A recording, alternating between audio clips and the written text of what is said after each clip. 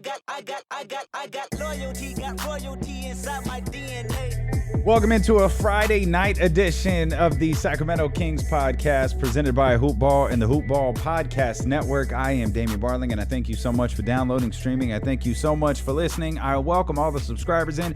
I welcome in all the new listeners. We are so happy that you are here. Unfortunately, we're talking about a loss tonight. A hell of a game, though, by the Sacramento Kings. A hell of a game, period.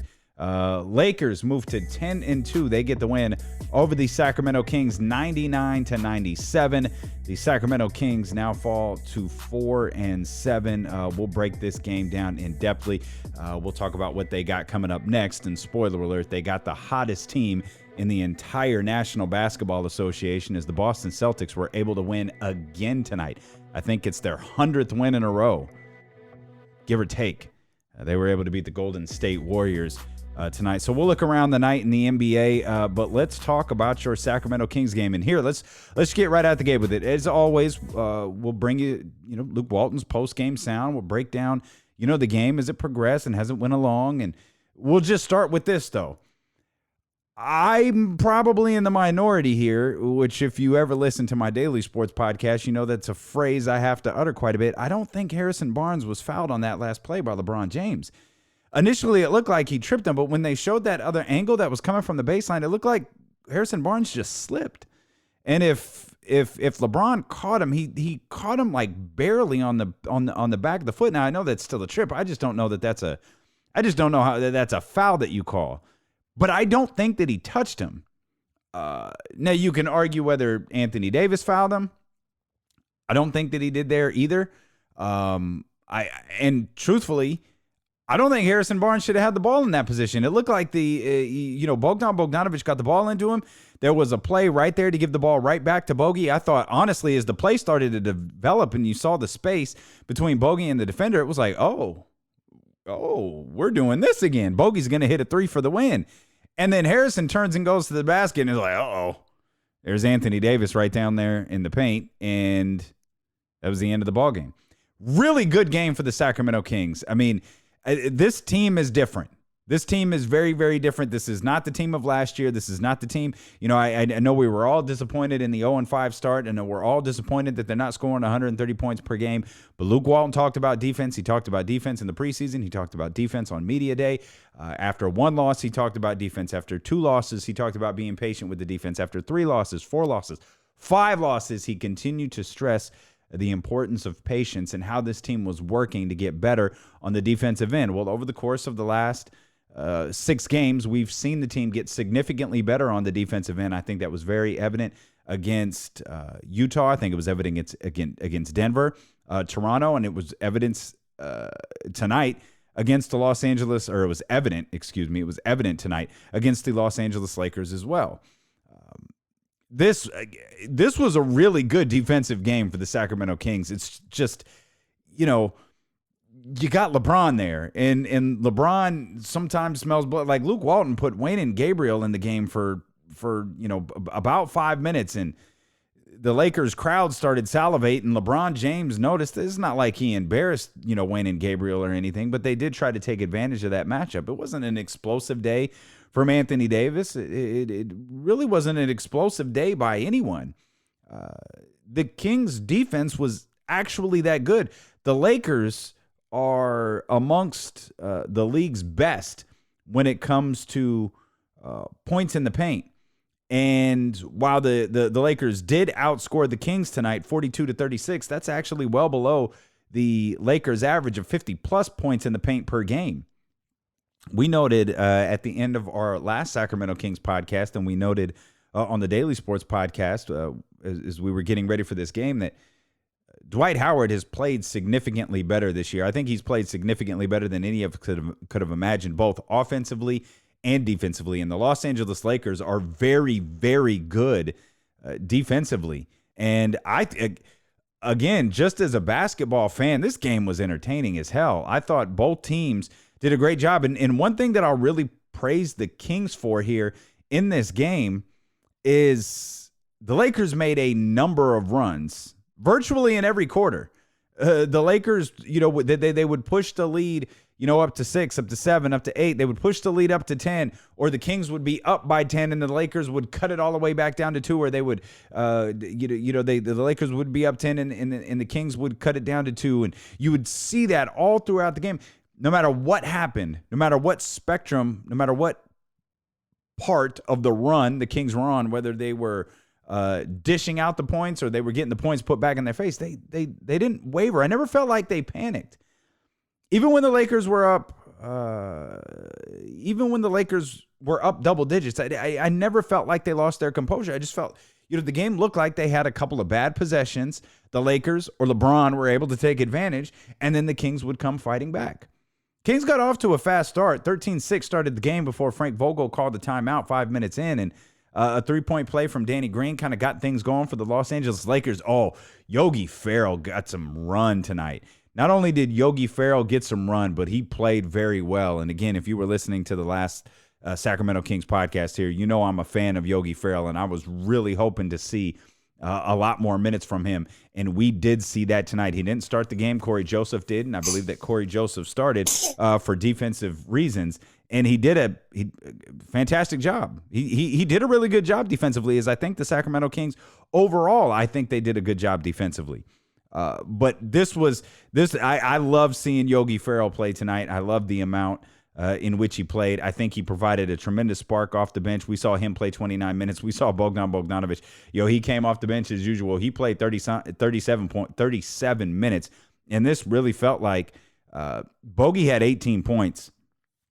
If you had asked me to throw away the box score and tell you what I thought Bogi did, I probably would have given you something significantly higher than 18 points, because every one of those 18 felt incredibly impactful in this game that was so close. So Yogi Ferrell, he was the sixth man tonight. So it was obviously a conscious effort by Luke Walton, who I joked last week. Maybe he didn't like Yogi Ferrell. I couldn't figure out why he wasn't getting much run, why he was getting so many DNPs, coaches' decisions on the box scores. And he obviously, now with De'Aaron Fox out, second game that the Kings have had to play without De'Aaron Fox, we saw more of an impact here from Yogi Ferrell. Again, he was the sixth man off the bench, or he was the first man off the bench. He was the sixth man into the game, and it was obviously a conscious effort by Luke Walton to get Yogi Ferrell involved here. Threes and defense. That was kind of the name of the game for the Sacramento Kings in the first quarter. Threes, defense, and then a half-court shot from Harrison Barnes. That helped the Kings take a 10-point lead into the second quarter. 6 straight to start the second quarter by the Los Angeles Lakers. Kings quickly got the lead back. They got up by 10. I think they even pushed it to 13 there at that point before Frank Vogel had to use another timeout. 2 minutes later, a 12-0 run and a heavy dose of Kyle Kuzma. That 13-point lead was down to 1. But again, the Lakers took the lead after that. I never felt like the Kings folded. I felt like they kept playing hard, particularly on the defensive end. I never felt like they panicked. I never felt like they kind of collapsed within themselves. Again, it was just a situation where the Lakers would string together a couple of baskets. The Kings would have a couple of bad possessions. Let's go to Luke Walton here post-game. Consistent basis lately. It's unfortunate we didn't win, but as of now, that's the best team in the West. And we gave ourselves a chance, and that's really all you're asking for is a chance to win. I thought there was a lot of plays that we could have executed a little better. We got their switching took us out of our rhythm a little bit. We had some open looks we didn't knock down, but I mean, that is a big, talented team, and I thought our guys, we were light on numbers. We had to put guys in that hadn't played much at all, and everyone that checked in fought and competed, and that's as a coach, that's what you get really proud to see that type of effort. So I'm happy with the way we played. Obviously would have preferred a win, but we move on, got Boston Sunday. I know it's a bad position to be in, but what did you see on that last defensive play there? By them or by us? By them. I mean,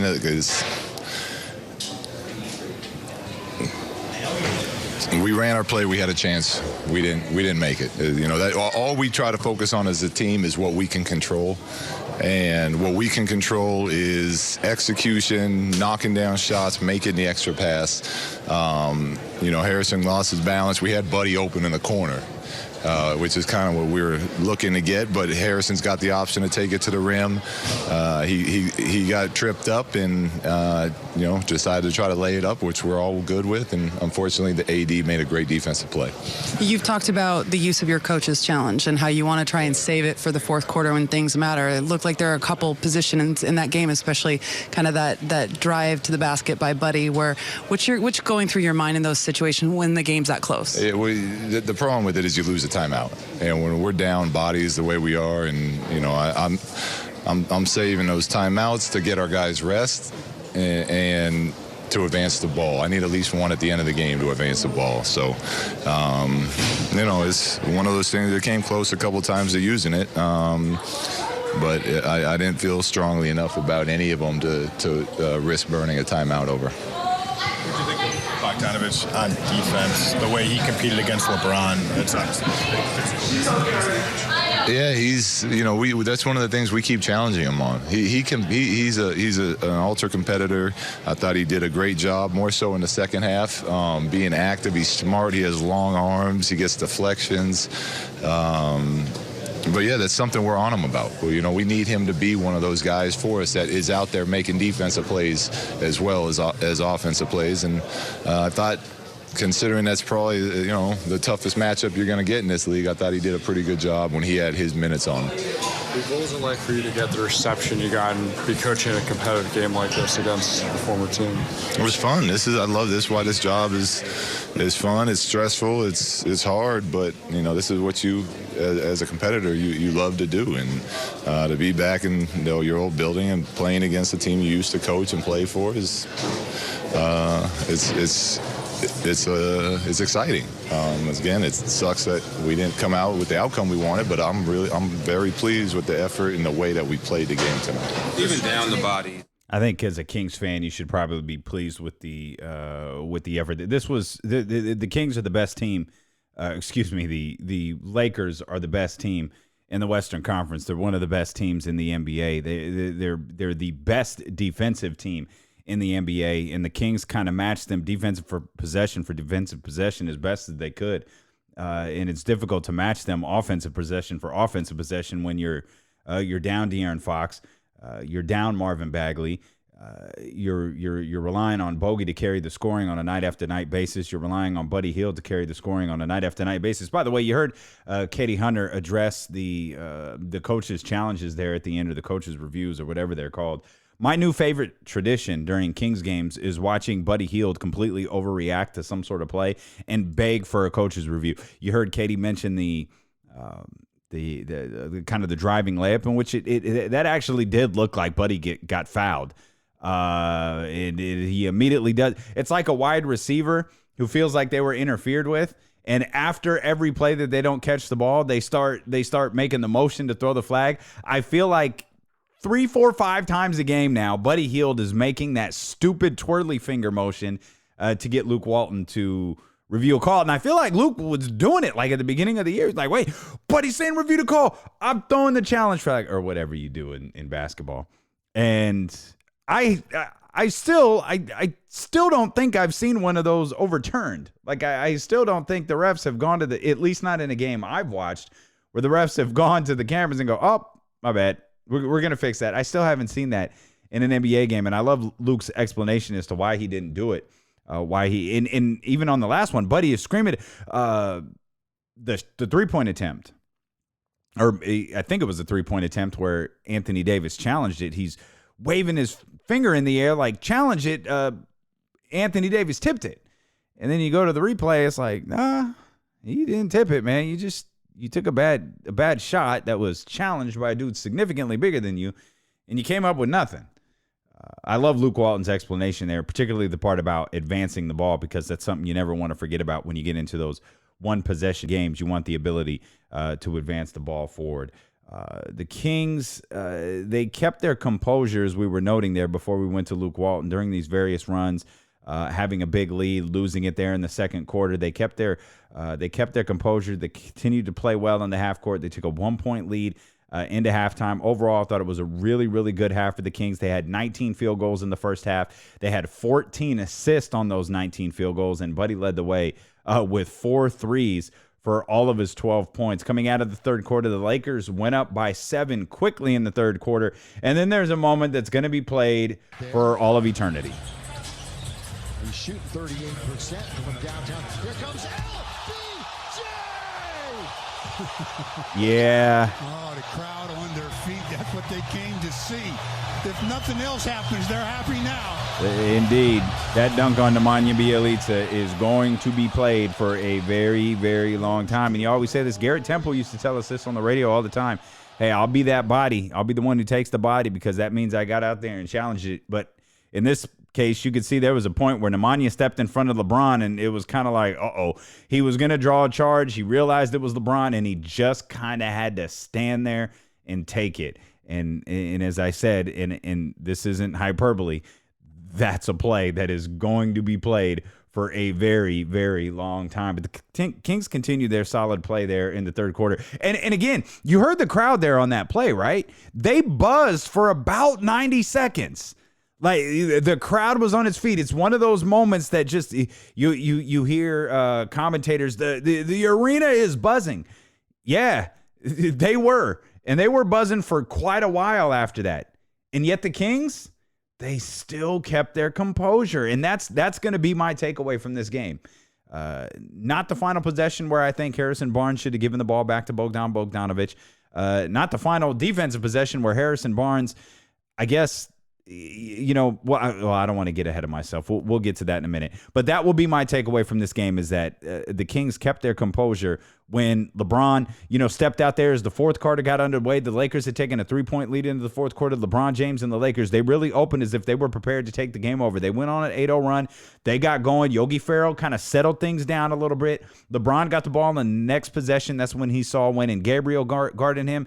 And there was just kind of this moment where it was like, all right, okay, we know how this ends. We've seen LeBron do this time and time again, and he'd miss a shot. The Kings come back. They would get a basket.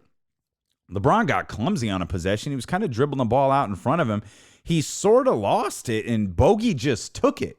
He just took the ball from him. He got a layup on the other end and an and one, made the free throw.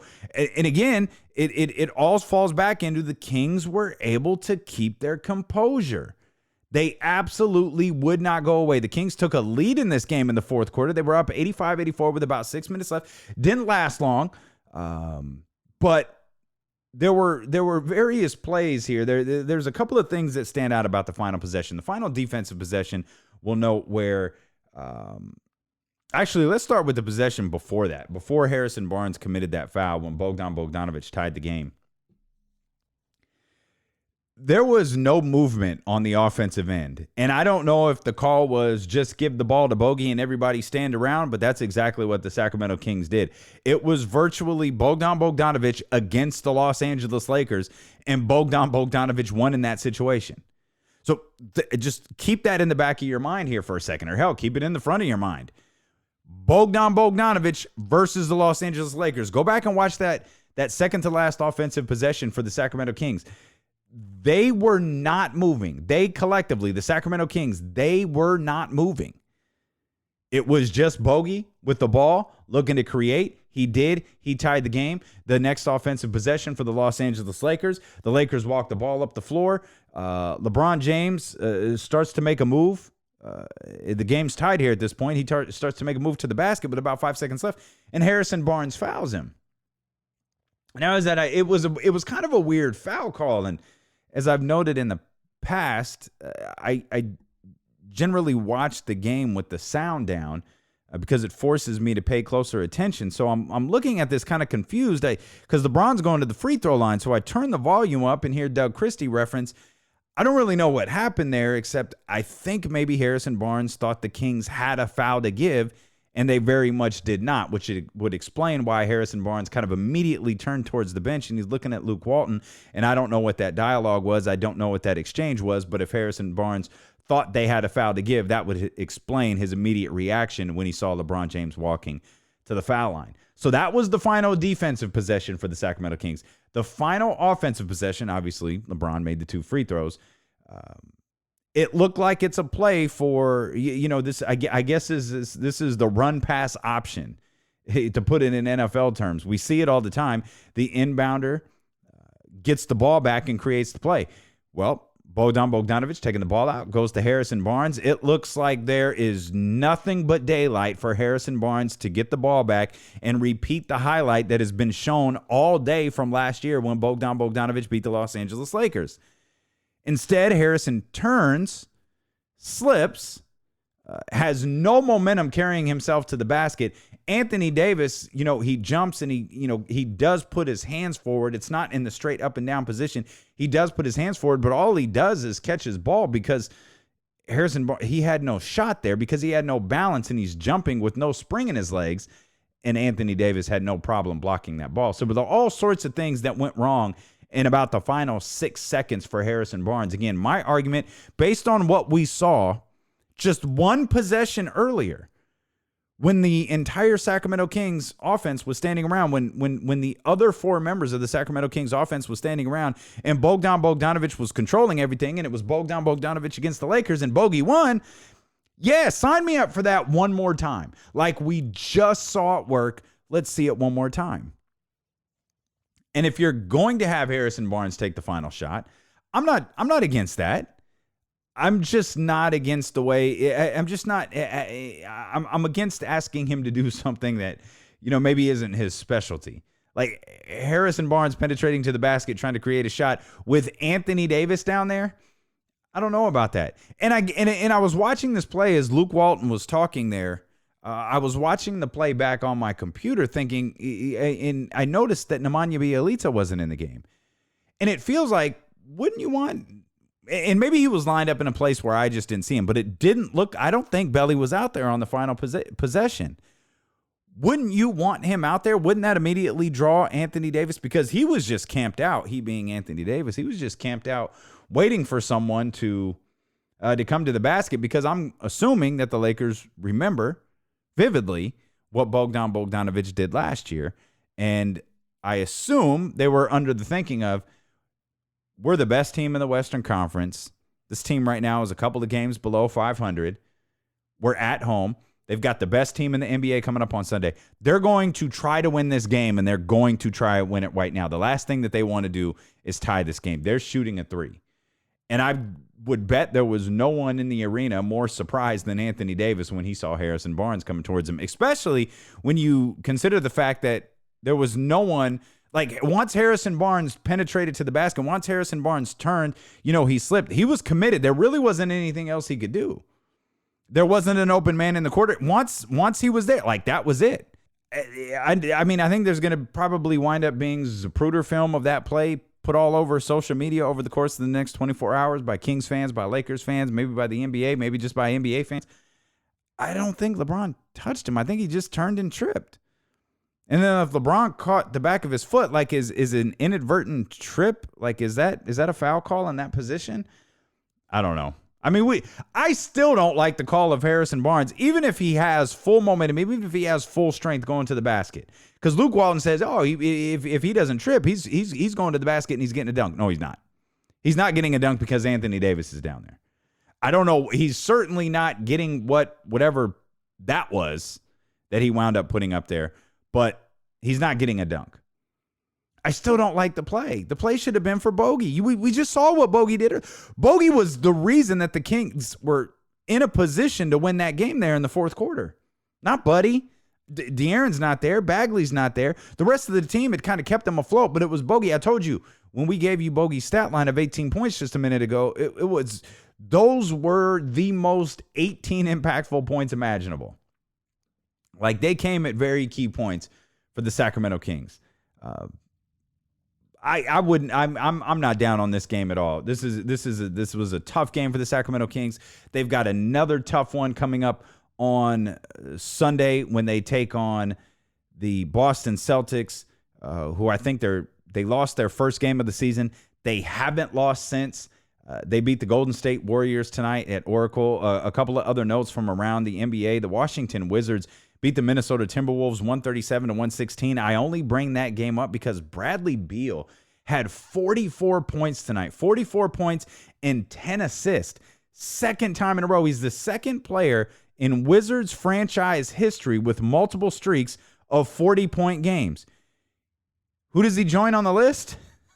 believe it or not, Michael Jeffrey Jordan. It's his third career game with 40 points and 10 assists. It's the Wizards, so no one really cares. But he is having he's having a really incredible season. Nothing along the lines, though, of what James Harden is the Rockets. They beat the Pacers tonight, 111-102. James Harden, and it feels like this is becoming very regular when talking about James Harden. 44 points, 8 rebounds, 5 assists. He has 20 points in 5 consecutive halves.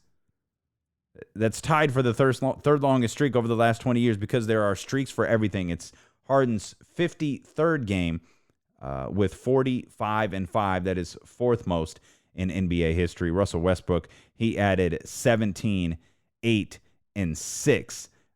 He is shooting 27%. He being Russell Westbrook. He is 11 of 41, shooting 27% in the last 2 games. And remember Ben McLemore? Kings fans, remember that guy? He had 21 points tonight. He was 4 of 11 from three-point range. Again, the Rockets beat the Pacers tonight, 111-102. A quick programming note. I think I referenced this on the last podcast. I do want to reference it one more time here for you. The Sacramento Kings will take on the Boston Celtics in the middle of the afternoon, 12:30 on Sunday. I will not have a post-game show for you. After that game, I'm going to be at that game at the Golden One Center. I'm going to be there with a lot of family and friends as well as the Celtics are in town. Again, if you know, you know. So we'll be back next week. I got to get Brewski on the line here.